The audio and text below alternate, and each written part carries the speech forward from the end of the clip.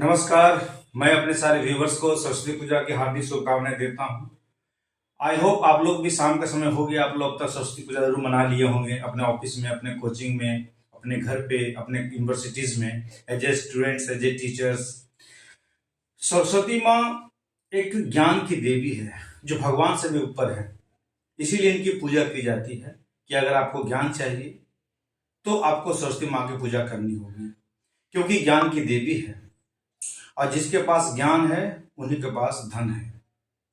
ज्ञान एक ऐसा चीज है जो बांटा नहीं जा सकता है, अर्जित किया जाता है। ये सरस्वती माँ केवल ज्ञान की देवी नहीं बल्कि बुद्धि का भी, कला का भी, संगीत का भी। इसीलिए जहां नृत्य कला होता है, जहां आर्ट कलाएं होती है ना, ड्राइंग वगैरह, वहां भी सरस्वती माँ की पूजा की जाती है। और दुनिया में आज जितना भी डेवलपमेंट हुआ है, साइंस के क्षेत्र में, आधुनिकता के क्षेत्र में, विज्ञान के क्षेत्र में, शिक्षा के क्षेत्र में, हॉस्पिटल के क्षेत्र में, वो सब का आधार रहा है ज्ञान, और ज्ञान का आधार रहा है सरस्वती माँ रही है।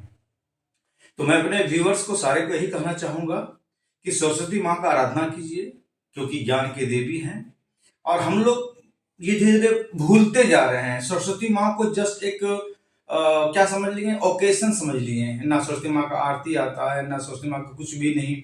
लेकिन तो दैट मीन्स क्या ना कि हमें अपने सनातन धर्म को बचाए रखने के लिए हमें देवी देवता के इतिहास, उनके रहस्य को जानना होगा। अब सरस्वती माँ का जन्म कैसे हुआ? इनका जन्म किसी माँ के गर्भ से नहीं हुआ, बल्कि ये समुद्र मंथन से प्रकट हुई। तो किन्हीं का कहना है कि ब्रह्मा की कल्पना से प्रकट हुई और इतनी सुंदर थी कि ब्रह्मा इनसे मोहित हुए, उनसे विवाह कर लिए।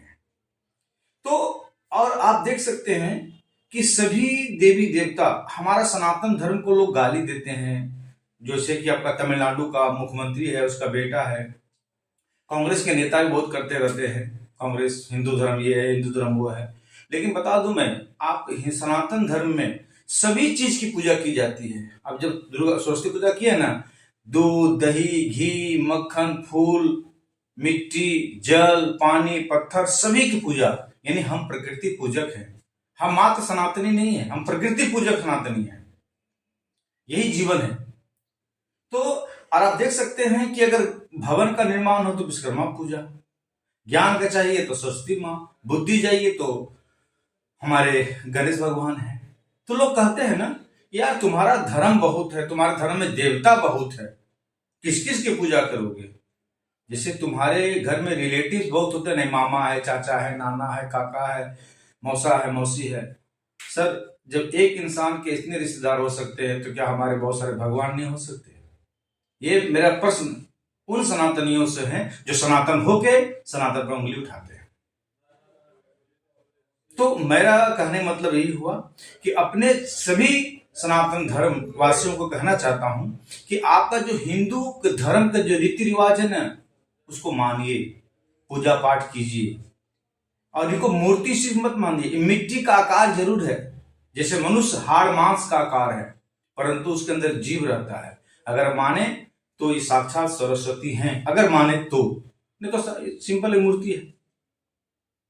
तो मैं खास करके आज के युवा को ये कहना चाहता हूं कि प्लीज कृपा करके सरस्वती माँ का सम्मान दीजिए, गणेश भगवान का सम्मान, जितने भी देवी देवता हैं आप उनके रहस्य को जाइए भाई।